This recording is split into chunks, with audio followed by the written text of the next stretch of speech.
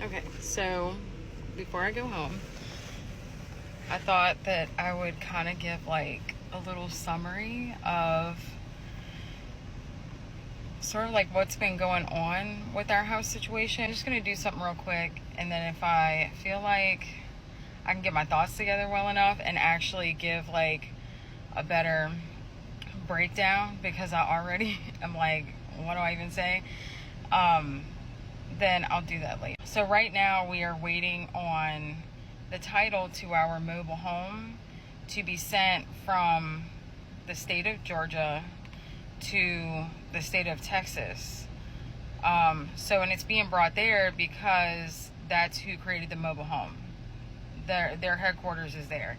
And so they need that title in order to send us the paperwork, the application that needs to get sent to the Department of Revenue in Georgia to issue the new title.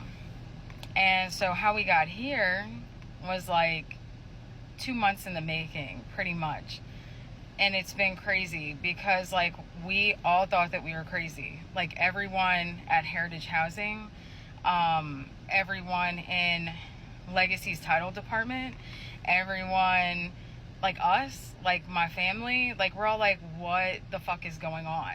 You know, like who is lying? Like we felt like, excuse me, like who is messing with us? You know, like are they lying? Like are they not actually able to sell that mobile home? Like what is going on? So back in October we bought a piece of property, and that's like a whole nother thing. So it was a very rural piece of property, very rural piece of property that did not have traditional access. So we had to go to the county to get that.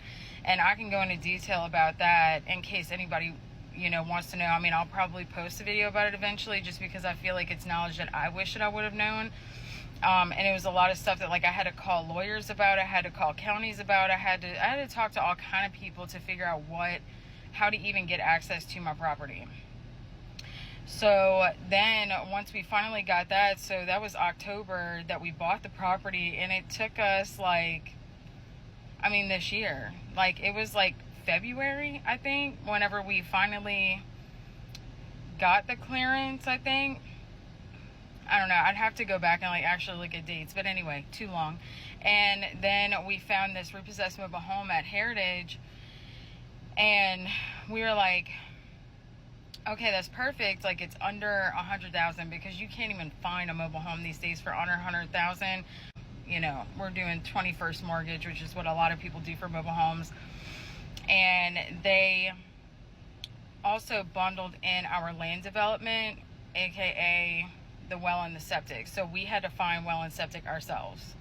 So that's like another thing that we're dealing with too, is like, so we found this repossessed mobile home, and we're like, yes, like we jumped on it. They only had it for like a week. And so how we got here today is like, because we had jumped on it so fast, I guess they never, like if we would have waited until like this month to like discover this house, which is like so unrealistic to think, because somebody else probably would be going through the same exact thing that we are right now.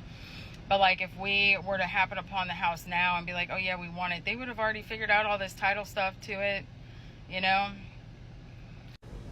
So the issue with the title that we now know is that the county that it came from, that it was living in, whenever the title was first originated, someone who she ended up fessing up about it and telling us about it 2 months later, after we have been harassing them for 2 months, like us, the sales company, everybody, right? She finally fessed up and said, oh, I'm so sorry, I put the model number as the VIN number. So we're like, okay, you could have said that like 2 months ago, so that, so anyway, the guy that I'm dealing with, he was like absolutely pissed. I mean, and we were all pissed too, but honestly, we were really relieved because we actually had an answer and there was actually something to do about it. But he was like pissed off, like super angry about it. And and he's been like fighting tooth and nail, and I feel so bad like ever doubting him, because he has been so invested from the beginning to figure out really what's been happening. And you know, and he was like, oh, you know, you've been so patient. And I'm just like, you know, because like I hate getting frustrated. I like to be patient. I like to let people do their jobs. I like to have faith that people want to do their jobs. So I was trying to let him do that while also trying to like still kind of get like the update and everything. You know, I don't know. Everybody keeps saying this like whole like squeaky wheel, right? The squeaky wheel gets the grease or whatever. Okay. You know, anyway, I've already gone through and paid the back taxes on that other title. I'm like, how could you not find the title? Because the VIN number was wrong. But then the creator of the mobile home, the main company, was still able to pay for the back taxes. Like, how are they able to pay the back taxes on a title that didn't technically exist? So you were able to take their money and pay back taxes on something. But every single time they would send paperwork for you to give them what they needed so that they could send it to their main office, you'd send their paperwork right back to them and never even give them a phone call. Like, what sense does that make? Anyway, so we're past that, okay? Like, the drama with that, we're past that. And, you know, they'll get theirs.